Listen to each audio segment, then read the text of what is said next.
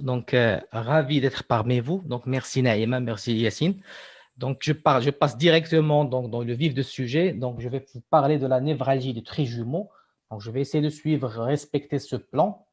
Donc, tout d'abord, donc, la névralgie des trijumeaux, c'est une douleur faciale, orofaciale, survenant donc, dans une ou plusieurs branches du nerf trijumeau à type de décharge électrique paroxystique durant une fraction de seconde à 2 minutes et provoquée par des stimuli qui sont inoffensifs. C'est une affection certes rare, mais c'est la plus fréquente des névralgies faciales. Et la classification internationale des céphalées, donc la dernière, il sépare les formes classiques avec ou sans douleur de fond des névralgies faciales secondaires.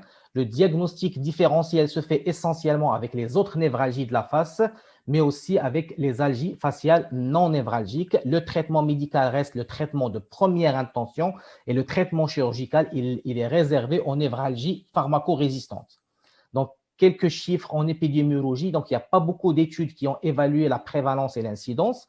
Donc, la prévalence, elle est estimée à 10 par 100 000 chez les hommes et le double chez les femmes, avec une incidence qui varie entre 4,3 et 27 nouveaux cas pour 100 000 habitants et par an. Donc, cette prévalence, cette incidence, elle est plus élevée chez les femmes avec un sexe ratio de 3 femmes pour 2 hommes et augmente avec l'âge. Et donc, l'âge moyen, donc, généralement, c'est entre la 6e et la 7e décade. Lorsque cette névralgie trigéminale survient avant 40 ans, donc, il faut penser à une névralgie secondaire. Donc, 2 mots sur la névralgie trigéminale et la CEP. Donc, 1% des patients atteints de CEP développent une névralgie trigéminale et 2% des patients atteints de névralgie trigéminale souffrent de sclérose en plaques. Puis après, il y avait une discussion, est-ce qu'il y a un lien entre l'HTA et la névralgie trigéminale? Oui, ça a été démontré scientifiquement. Donc, cet HTA va entraîner cette tortuosité artérielle, donc il va augmenter le risque de compression vasculaire au niveau du tronc cérébral, qui va augmenter le risque de névralgie trigéminale classique. Donc, c'est une diapo qui est importante, c'est la connaissance pour les médecins qui prennent en charge ce type de céphalée ou de névralgie, donc de trijumeaux, de connaître les territoires cutanéo-muqueux des branches de trijumeaux. Donc, il y a 3 branches sensitives et une branche motrice. Les branches sensitives, donc il y a la première, donc le 5-1, c'est le nerf ophtalmique qui va innerver la partie donc antérieure de la région temporale, le front, la paupière supérieure, le dos du nez avec un territoire muqueux qui couvre le sinus frontal, le sinus phénoïdal, le septum nasal et la sensibilité de la conjonctive et de la cornée. Le nerf maxillaire, donc, qui innerve donc la partie moyenne de la région temporale, la paupière inférieure, la pommette, la lèvre supérieure, l'aile du nez, le vestibule de la fosse nasale et son territoire muqueux, c'est la voûte et le voile du palais, le pôle postérieur de l'amygdale, le sinus maxillaire et c'est les gencives, les alvéoles et les dents maxillaires supérieures. Le nerf mandibulaire, donc c'est le 5-3, donc qui énerve la partie postérieure de la région temporale, la partie antérieure du pavillon de l'oreille, la paroi antérieure et supérieure du conduit auditif externe et la lèvre inférieure et le menton. Son territoire muqueux donc, correspond aux 2 tiers antérieurs de la langue et la face interne de la joue, du plancher de la bouche et les gencives, les alvéoles et les dents maxillaires. Donc ça, je pense, ça c'est un préambule pour pouvoir peut-être suivre le reste de la prise en charge. Les signes cliniques, le diagnostic clinique, il repose sur 5 éléments cliniques. D'abord, le décours temporel et la tonalité de la douleur, la topographie de la douleur, les circonstances de déclenchement de la douleur, l'existence d'une période réfractaire et bien sûr l'absence de signes déficitaires neurologiques après les crises. On va détailler chaque situation à part. Donc, la douleur, donc, elle est très violente, brève, d'emblée maximale, un type de décharge électrique ou un coup de poignard, plus rarement à type de broiement ou de brûlure.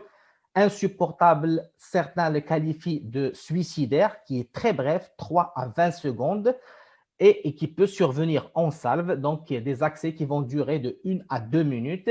Donc la fréquence, elle est variable. Dans les formes bénignes, elle est de quelques crises par jour, mais dans les formes graves, on a des véritables états de mal subastrants douloureux. Et c'est des douleurs, c'est des névralgies qui sont essentiellement dures et qui ne gênent pas le sommeil. Au cours de la crise, donc, le patient, il s'immobilise, donc il y a une contraction musculaire, il y a une attitude douloureuse, grimaçante qu'on qualifie de tic douloureux de la face. Il y a aussi, il ne faut pas oublier qu'il y a une phase vasomotrice à type de congestion de l'hémiphase, injection conjonctivale et hypersécrétion lacrymale, nasale et buccale. Il y a certains collègues qui écartent ce diagnostic en présence de ces signes vasomoteurs. Non, ils sont présents dans la névralgie du trijumeau, certes de manière moins importante que par rapport aux céphalées autonomes trigeminales, mais ils existent. Entre les crises, le patient il est symptomatique, mais il y a toujours cette anxiété liée à la crainte de l'épisode donc, qui va arriver. La topographie de la douleur, elle est unilatérale. Donc, lorsqu'il est bilatéral, il faut penser à une étiologie secondaire strictement localisée au territoire du trait jumeau. Donc, les plus souvent, il est limité à une branche, mais il peut diffuser avec le temps aux autres branches.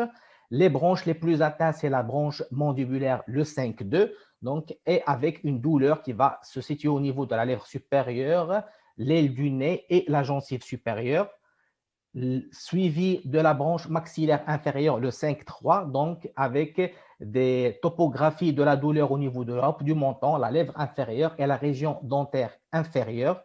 Et par contre, pour l'atteinte de la branche ophtalmique, lorsqu'il est isolé, il faut toujours écarter une cause symptomatique secondaire.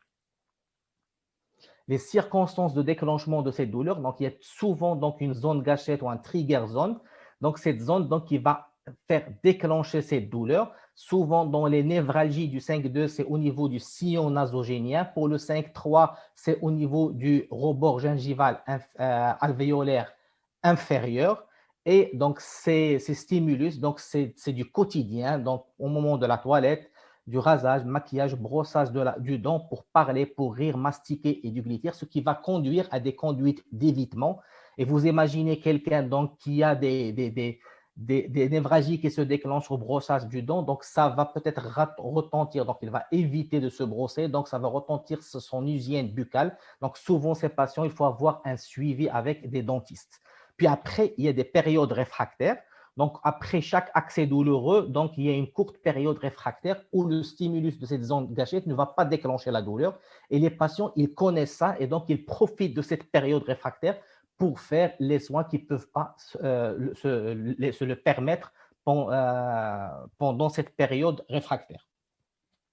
Donc, ces déclencheurs, donc, il y a d'activités quotidiennes les plus fréquentes, c'est parler, laver le visage, mâcher ou se brosser les dents les plus fréquemment.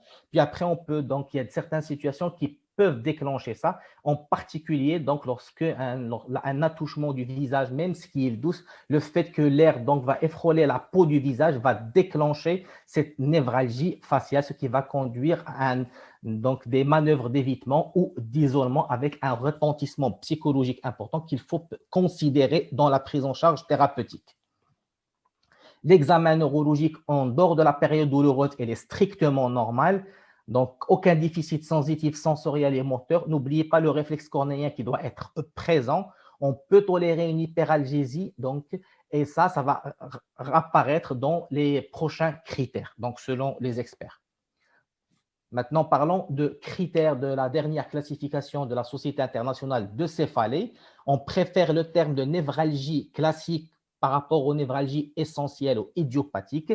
Il faut avoir 3 crises douloureuses faciales unilatérales qui répondent aux critères B et C. C'est quoi ces critères B et C? Le critère B, c'est une ou plusieurs. Donc, c'est ces douleurs qui touchent une ou plusieurs branches du nerf trijumeau sans irradiation au-delà des branches du nerf trijumeau. Donc, la connaissance des territoires d'innervation de ces branches est très importante.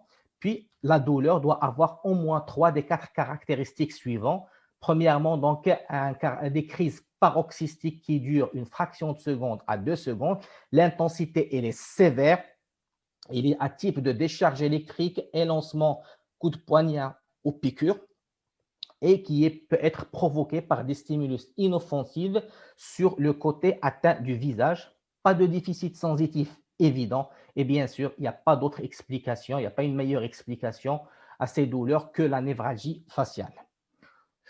Donc, sur cette névralgie faciale classique, donc, il y a 2 sous-types. Il y a la névralgie trigéminale classique qui est purement paroxystique, ça veut dire qu'il y a absence de douleur faciale persistante entre les crises. Et il y a la névralgie trigéminale classique avec douleur faciale persistante concomitante, donc associée. Donc, il y a la présence de douleur faciale qui persiste d'intensité qui est modérée dans la zone affectée par la névralgie.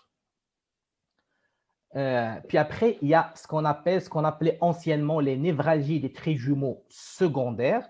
Et généralement, je vous propose donc ça, de regrouper ça dans les drapeaux rouges qui ont été proposés par Zarinsky et Linsky. Et ces drapeaux rouges, c'est la présence de troubles sensitifs persistants, la présence de surdité ou de problèmes auditifs, la faible réponse à la carbamazépine. La carbamazépine, donc, il est utilisé comme un critère diagnostique. Bien sûr, il faut au moins avoir une réponse, même partielle, à la carbamazépine. S'il n'y a pas de réponse, il faut penser peut-être à une étiologie secondaire ou un autre diagnostic. Il faut voir est-ce qu'il n'y a pas un antécédent de lésion cutanée ou lésion orale. À ce moment-là, penser peut-être à un zona, on avait parlé ce matin.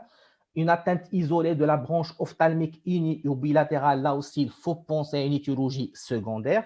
Lorsque cette névralgie faciale survient avant l'âge de 40 ans, il faut penser à une névralgie secondaire.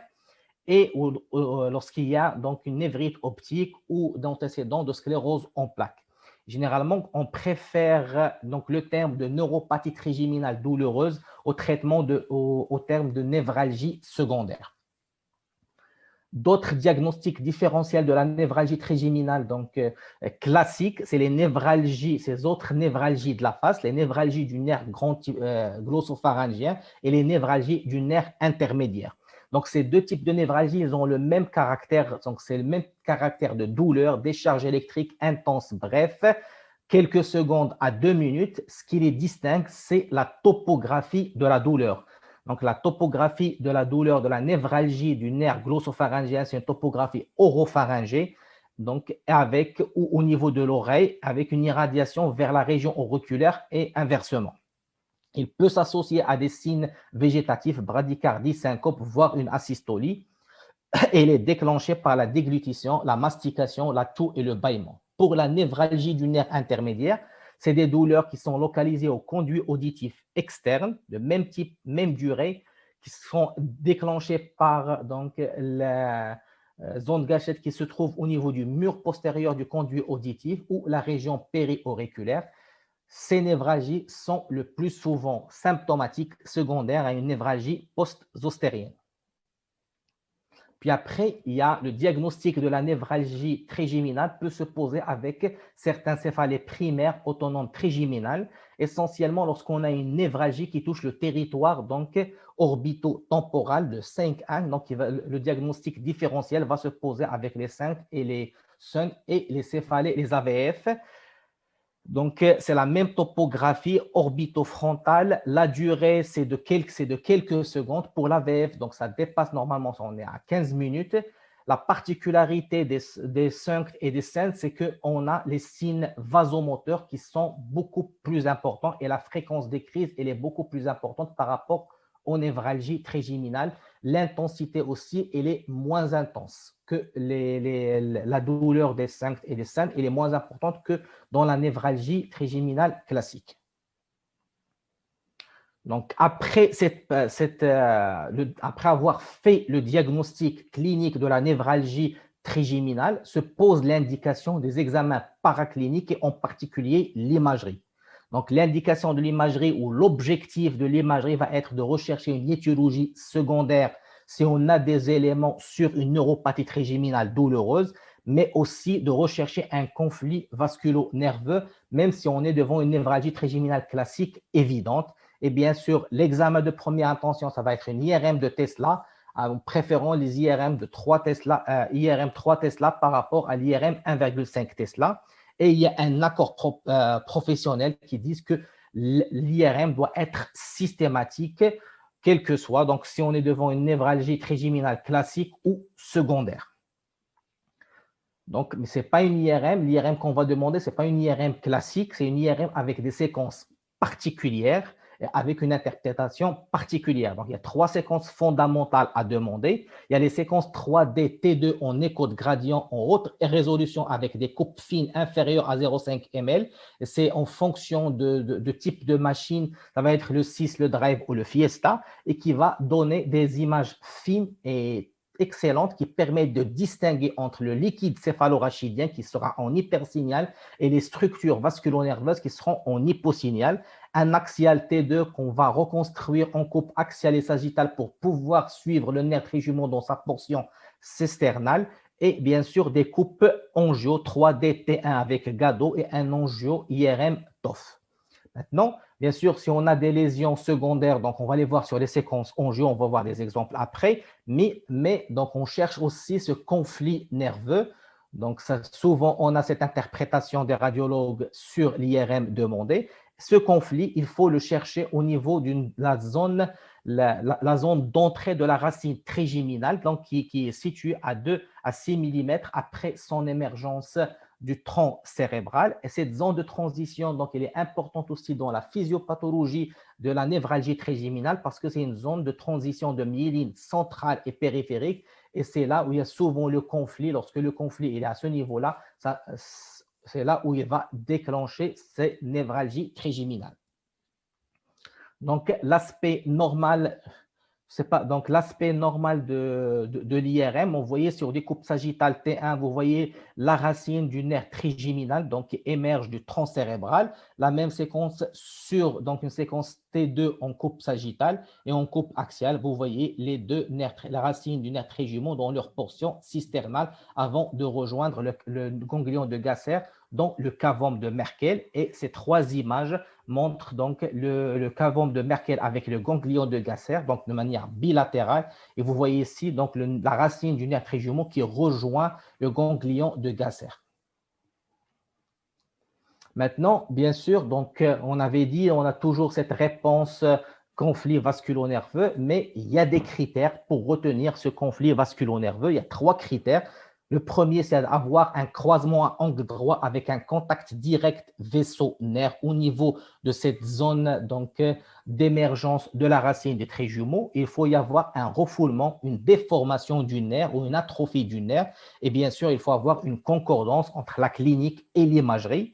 Et pour avoir une meilleure sensibilité, il faut regrouper au moins les deux critères 1 et 2 pour atteindre une sensibilité de 100%. Là, ça sur des images donc, schématiques qui vont montrer donc, tout ce qui est en gris, c'est le tronc cérébral et les racines du nerf trijumeau. En rouge, c'est les vaisseaux. Sur l'image donc A, vous voyez donc le vaisseau qui croise la racine du nerf trigeminal et bien sûr, vous remarquez que la taille du nerf trigeminal il est atrophié par rapport à la racine contralatérale. Dans l'autre image, on a un refoulement avec une atrophie de la racine du nerf trijumeau et bien sûr, vous voyez en comparant le diamètre des deux racines. Donc, sur des images IRM, donc la première image, donc vous voyez, donc il y a le vaisseau qui apparaît en hyposignal et la racine du nerf trijumeau qui est refoulée. Et bien sûr, il y a une atrophie si on compare par rapport à l'autre. Donc, on a un conflit vasculaire. Là aussi, on a des vaisseaux qui refoulent la racine du nerf trijumeau. Et aussi, il y a une atrophie comparativement de l'autre côté. Puis ici, bien sûr, la même chose, on a un refoulement, une atrophie qu'on voit sur les coupes axiales, coronales, donc le vaisseau et la racine. Et ici, sur les coupes sagittales, vous voyez ici donc la racine et le vaisseau qui vient cravater donc, cette racine. Puis après, l'imagerie va nous permettre aussi de faire des diagnostics de névralgie secondaire, comme la sclérose en plaques, l'AVC. On peut avoir une infiltration lymphomateuse, donc l'injection de produits de contraste est important. Là, ici, vous voyez, il y a une prise de contraste au niveau des deux racines des nerfs trijumeaux, et c'est une infiltration lymphomateuse, une méningite carcinomateuse, il y a une prise de contraste des racines et aussi des leptoméninges, ou une extension donc à partir d'une structure avoisinante. Maintenant, pour le traitement médical, donc l'évaluation de traitement de fond donc, était difficile parce que c'est une pathologie, comme vous savez, elle était rare, il y a peu d'essais et le nombre était insuffisant dans ces essais-là. Mais on peut dire que ce qui sort de ces méta-analyses, c'est que la carbamazepine et l'oxacarbamazepine, c'est des études qui sont fortes. Donc, vous voyez que c'est entouré en rouge, donc strong. Puis, par rapport aux autres traitements, la lamotrigine, la gabapentin et le botox, c'est des études qui sont donc très faibles. Donc, il faut retenir que c'est la carbamazepine qui est efficace. Il donne un résultat chez 70% des patients. C'est le traitement de première intention à utiliser en l'absence de contre-indication. Il ne faut pas oublier les effets secondaires qui peuvent être sévères. Donc, les neurologues Donc, je pense pour la majorité manipulent ce traitement et connaissent les précautions et comment manipuler. Donc, bien sûr, il faut l'introduire progressivement pour éviter la survenue d'effets secondaires et d'intolérance. Il y a l'oxacarbamazépine qui peut avoir aussi un effet en cas d'intolérance à la carbamazépine. Là, vous voyez donc deux schémas qui montrent qu'avec l'oxacarbamazépine, on a moins d'effets secondaires. Et donc, parfois, lorsqu'on va commencer avec la carbamazépine, lorsqu'on va arriver à des doses de 600-800 mg, le patient va présenter des effets secondaires et on va dire que peut-être il y a un échec, mais on n'est pas arrivé à une dose qui est efficace. Donc, le fait de switcher vers l'oxacarbamazépine va nous permettre peut-être de réduire ces effets secondaires et donc atteindre des doses thérapeutiques efficaces. Puis après, il y a les autres traitements, les autres antiépileptiques qui sont possiblement efficaces, mais ils doivent être indiqués lorsqu'il y a une intolérance à la carbamazépine ou l'oxacarbamazépine.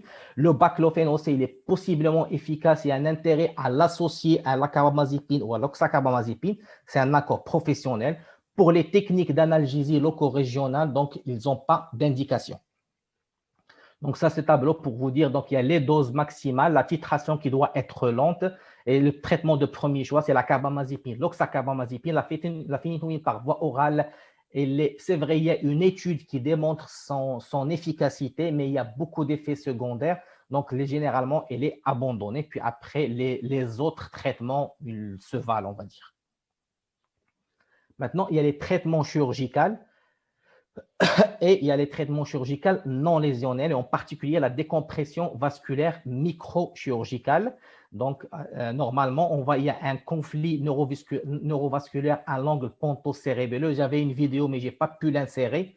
Donc, malheureusement, c'est une vue endoscopique qui montre la technique chirurgicale. Et l'objectif, c'est de libérer la racine du 5 à son entrée dans la protubérance et maintenir le vaisseau conflictuel à distance de la prothèse par un téflon. Donc, on fait un trou de trépan de 2 cm donc en rétromastoïdien, et le neurochirurgien, grâce au microscope ou grâce à l'endoscopie, il les tombe directement sur le trijumeau avec le vaisseau conflictuel. Le plus souvent, c'est une artère cérébelleuse antéro-supérieure ou l'une de ses branches. C'est une technique chirurgicale qui se fait sous AG, 90% de résultats positifs immédiats, 6% de récidives, pas mal de complications, hypoacousie, paralysie faciale, diplopie, hypoesthésie trigéminale. Puis après, il y a la thermocoagulation percutanée rétrogastérienne. Donc, c'est une technique percutanée. Généralement, on introduit un trocar donc transgénial vers le foramen ovale vers le foramen ovale, et on va arriver vers le ganglion, le cavum de Merkel, et vers le ganglion de Gasser, et on va insérer une électrode en fonction. Donc, il y a une somatotopie, et en fonction du territoire de la névralgie, on va chauffer cette électrode à 60 degrés, et généralement, on va obtenir un résultat qui est satisfaisant, 90% de guérison, mais qui est au dépend d'une hypoesthésie de la zone douloureuse. Et après, il y a la compression percutanée par ballon du ganglion trigéminal. C'est le même principe, la même technique, mais au lieu de mettre un électrode qu'on va chauffer, on va introduire une sonde de Fogarty, on va gonfler le ballonnet pour avoir cet aspect donc, qui est, j'ai perdu ma souris, de poire inversée, donc qui témoigne que ce ganglion a été comprimé. On va maintenir cette compression pendant 5 minutes et généralement, on a un résultat de 90% de succès immédiat. L'avantage par rapport à la thermocoagulation, c'est qu'on a moins de risque d'hypoesthésie définitive. Généralement, l'hypoesthésie va s'améliorer autour du 4e mois. Puis après, il y a l'injection percutanée du glycérol. C'est par la même technique, c'est une technique percutanée qui est de moins en moins utilisée à cause de l'effet neurotoxique du glycérol qui peut diffuser dans la citerne les citernes péripontiques, et donc on va avoir des lésions neurologiques et des complications beaucoup plus importantes.